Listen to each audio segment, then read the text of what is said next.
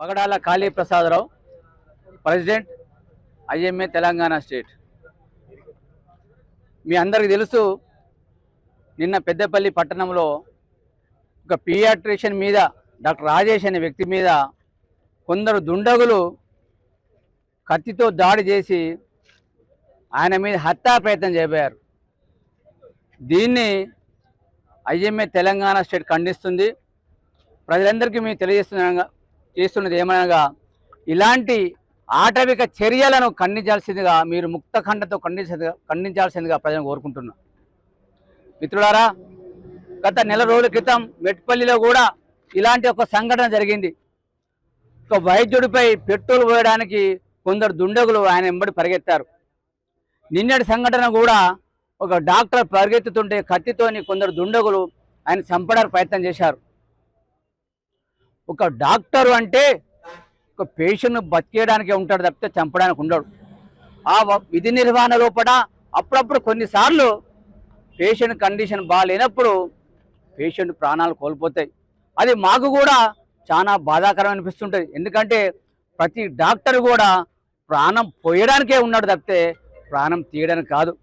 మేము కూడా ప్రాణం పోయిన పేషెంట్లను కూడా బాధను అర్థం చేసుకుంటాం. అయ్యో, వాళ్ళ నుంచి ఒక పాప వేయింది కదా, వాళ్ళ తండ్రి వేయండి కదా, ఒక తల్లి వేయండి కదా, ఆ బాధగా ఉంటుంది. కానీ after all we are human beings. మేము డాక్టర్లమే, మేము దేవుళ్ళం కాదు, ప్రాణాలు పోసే డాక్టర్లమే. కానీ మాకు దేవుళ్ళలాగా అదృశ్య శక్తులుండి పేషెంట్ బతికించే శక్తులు లేవు. అలాంటి శక్తులుంటే నిజంగా మేము కూడా పేషెంట్ బతికించే వాళ్ళం. అలాంటి దురదృష్టకరమైన సంఘటన జరిగినప్పుడు మాకు కూడా బాధ అనిపిస్తుంది. దాన్ని మీరు అర్థం చేసుకోవాలి. కానీ కత్తులు కటాలు పట్టుకొని పెట్రోల్ పోసుకొని డాక్టర్లు చంపుతారంటే, ఈ డాక్టర్లు మేము మనుషులమే, మాకు వ్యక్తిగతంగా ఉన్నది, మాకు పిల్లలు ఉన్నారు, మేము మనుషులమే. దానికి నిరసనగా తెలంగాణ ఐఎంఏ ప్రతి బ్రాంచ్ నుంచి ఈరోజు 500 మంది డాక్టర్లు ఈరోజు వచ్చారు. ఈ రాజేష్ పైన వ్యక్తి పైన దాడి రాజేష్ మీద కాదు, తెలంగాణలో 20,000 మంది డాక్టర్ల పైన దాడిగా మేము భావిస్తున్నాం. దయచేసి సిపి గారికి ఇప్పుడు కలవబోతున్నాం, కలెక్టర్ గారికి కలవబోతున్నాం. అలాగే ఈ పత్రికా సమావేశం తరఫున ముఖ్యమంత్రి రేవంత్ రెడ్డి గారిని కూడా మేము గౌరవంగా కోరుకుంటాం. ఏంటంటే, అయ్యా ముఖ్యమంత్రి రేవంత్ గారు, ఈ తెలంగాణలో వైద్యం చేయాలంటే దయచేసి మీరు కఠినమైన చట్టాలు తేవాలి. మేము ఏ గవర్నమెంట్కి వ్యతిరేకం కాదు, మేము ఏ పేషెంట్కి వ్యతిరేకం కాదు, మేము డాక్టర్లము పేషెంట్లను ప్రాణాలు పోయడానికి ఉన్నాం. దయచేసి మేము ఇలాంటి సంఘటనలు పునరావృతమైతే మాత్రం రాష్ట్ర వ్యాప్తంగా నిరసన వ్యక్తం చేస్తాం. గవర్నమెంట్ డాక్టర్లు, ప్రైవేట్ డాక్టర్లు మొత్తం మేము పెన్ స్టెప్ డౌన్ లాగా మీ వైద్య సేవలు బంద్ చేస్తాం. ఇది మాత్రం అంతం కాదు, ఆరంభం. మొన్న మెట్టిపల్లినే మేము సరే ఉదాసీనంగా వ్యవహరించినందుకే ఇట్లా జరిగింది కావచ్చు అనిపిస్తుంది. దీన్ని ఏ లెవెల్ వరకైనా పోతాం, స్టేట్ కాదు సెంట్రల్ వరకైనా పోతాం. ఈ విషయంలో మీరు పత్రికా విలేకరులు కూడా దయచేసి మాకు సంఘీభావం పలకరించాలి. ప్రజలు కూడా మీకు ఈ రోజు జరుగుతున్న మీకు అసౌకర్యానికి చింతిస్తూ మీరు మమ్మల్ని సానుకూలంగా అర్థం చేసుకొని మా యొక్క డిమాండ్లను మీరు కూడా సానుకూలంగా అర్థం చేసుకొని గవర్నమెంట్ని మీరు కోరాలి. మాకు ఏం అవసరం లేదు, కఠినమైన చట్టాలు రావాలి. ఎందుకంటే ఒకవేళ డాక్టర్ తప్పు చేస్తే దానికి చట్టాలు ఉన్నాయి, కోర్టులు ఉన్నాయి, పోలీస్ స్టేషన్లు ఉన్నాయి. వాళ్ళ ద్వారా ఆ డాక్టర్ను శిక్ష పడేటట్టు చేయండి. కానీ చట్టాన్ని మీ చేతిలో తీసుకొని కత్తులు కాటాలతో చెప్తే మాత్రం మేము ఊక్కునేది లేదు. ఎంతకైనా తగ్గిస్తాం. మేము మనుషులమైన కోరుకుంటూ ఈ పత్రికా విలేకరుల ద్వారా ఈ ప్రజలందరికీ మాకు సపోర్ట్ చేసిందిగా కోరుతున్నాము. ఏసీపీ గారిని కలెక్టర్ని కలుస్తాము. వాళ్ళు అరెస్ట్ చేసిండ్రు, ఎలాంటి క్రిమినల్ సెక్షన్లు పెట్టిళ్ళు మాకు అష్యూరెన్స్ వస్తే మేము ఉండం. తెలంగాణ స్టేట్ ఐఎంఏ కూడా ఈసీ మీటింగ్ పెట్టి ఫ్యూచర్ ప్లాన్ ఆఫ్ కోర్సు మేము పెట్టుకుంటామండి. డాక్టర్ పైన జరిగిన దాడిని జర్నలిస్టులుగా మేము కూడా తీవ్రంగా ఖండిస్తున్నాం, వ్యతిరేకిస్తున్నాం. ధన్యవాదాలు. కానీ ఆ పాప చనిపోవడానికి ఇంజెక్షన్ రియాక్షన్ అనేది ఒక అభిప్రాయం వ్యక్తమవుతుంది.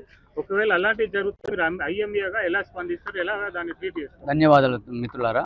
డెఫినెట్గా ఒకవేళ నేను అదే చెప్పాను ఇంతకుముందు, డాక్టర్ ఇంజెక్షన్, డాక్టర్ నిర్లక్ష్యం వల్ల అమ్మాయి చనిపోతే దాని చట్టాలు ఉంటాయి, ఒక కోర్టులు ఉంటాయి. ఆయన మీద డాక్టర్ మీద కేసు పెట్టండి.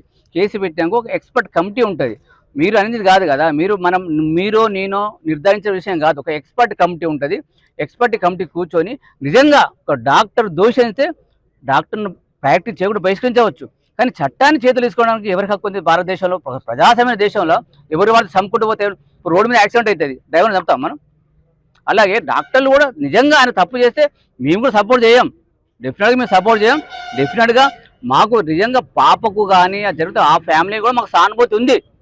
మేము మనుషులేమే కదా సార్. ఇప్పుడు మా పెద్దపల్లి జిల్లా కేంద్రంకి వచ్చేసరికి 20-30 సంవత్సరాలుగా ప్రాక్టీస్ చేస్తున్న డాక్టర్లు 30 సంవత్సరాల క్రితం ఏ బిల్డింగ్లో అయితే ప్రాక్టీస్ చేస్తారో ఇప్పటికీ అలాగే ఉంటున్నారు. కానీ కొంతమంది డాక్టర్లు ప్రాక్టీస్ అద్దె భవనంలో ప్రారంభించి 5 సంవత్సరాలు 10 సంవత్సరాలు గడవక ముందే కోట్లాది రూపాయలతో కొత్త భవనాలు నిర్మించుకుంటున్నారు. అంటే ప్రజల నుండి అధికంగా ఫీజులు వసూలు చేసి దోపిడీ చేస్తున్నారు అనే అభిప్రాయం ఉంది సార్. ఐఎంఏగా మీరు ఎలాంటి దాని మీద? దీన్ని పూర్తిగా నేను ఖండిస్తున్నాను మిత్రుడా. ఇప్పుడు మీరు అద్దె భవనం గురించి కొత్త భవనాలు పోతారు అంటున్నారు, కానీ ఆయన లోన్ ఎంత తీసుకున్నాడు, ఆయన ఎంత చదువుకున్నాడో మీరు కూడా ఆలోచించాలి. ఎందుకంటే నేను ప్రాక్టీస్ చేసేటప్పుడు వేరు, అప్పుడు 30 రూపాయల ప్రాక్టీస్ ఉంది, ఇప్పుడు 500 రూపాయల ప్రాక్టీస్ ఉంది. మీరు ఆయన సంపాదన పట్టుకొని డాక్టర్ దోపిడీ చేయడం అని తప్పు. ఇప్పుడు ఎంతమంది ఇండస్ట్రీలు ఉంటారు, డాక్టర్లు కూడా పైకి వస్తారు. దాన్ని మీరు నెగిటివ్గా ఆలోచించి మీరు డాక్టర్ల సమాజం మీద వ్యతిరేకత పెంచుకోవద్దని కోరుకుంటున్నాను.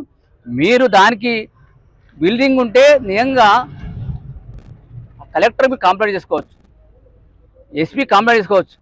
ఎందుకంటే ప్రతి దానికి ఒక ఉంటుంది, సిస్టమ్ ఉంటుంది. బిల్లు ఎంత ఇవ్వచ్చు, బిల్లు ఎంత తీసుకోవచ్చు కూడా చట్టాలు ఉన్నాయి.